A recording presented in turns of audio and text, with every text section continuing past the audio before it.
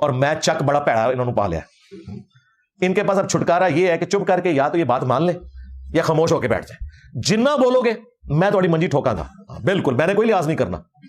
اس کی وجہ یہ ہے کہ میں نے تو فیصلہ کر لیا نا اپنی آخرت کا. اور دنیا میں نے مولا حسین علیہ السلام کا قول ہے کہ اگر زندگی کا انجام موت ہے تو شہادت سے بہتر کوئی آپشن نہیں ہے. اگر ہر زندگی کا اینڈ موت میں ہونا ہے تو انسان پھر شہادت کی موت کیوں نہ مرے.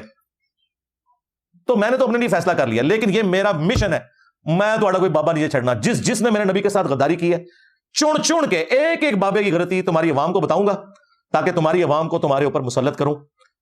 باقی ہمارے اسٹوڈنٹس اس میں سے کلپ کاٹ کے جو ہے نا وہ جواب دیتے رہیں گے. جب بھی یہ بولا کرے گا تو چمی والا کلپ ضرور انہوں یاد کرانا ہے. بالکل. اور ملا علی کاری والا بالکل جواب دے دا.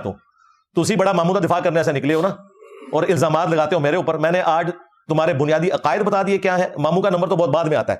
اصل یہ چیز ہے کہ ہمیں تمہارے کلمے کے ساتھ اختلاف ہے جو تم نے تھانوی رسول اللہ کو انڈورس کیا ہوا ہے, چشتی رسول اللہ کو انڈورس کیا ہوا ہے, اور یہ تمہارے عقائد ہے. ایک لائن میں بات سمجھانی ہوتی نا تو قرآن اتنی موٹی کتاب نہ ہوتی. وسوسے اتنے ہیں. اور جب 11ویں شریف کے اوپر 1500 صفحوں کی کتاب آئے سائم چشتی کی, 1500 صفحے لکھے نا 11ویں شریف کے ثبوت پہ, تو منو 15 گھنٹے تے تھے نا میں انہوں نے بونگیاں کا جواب دے.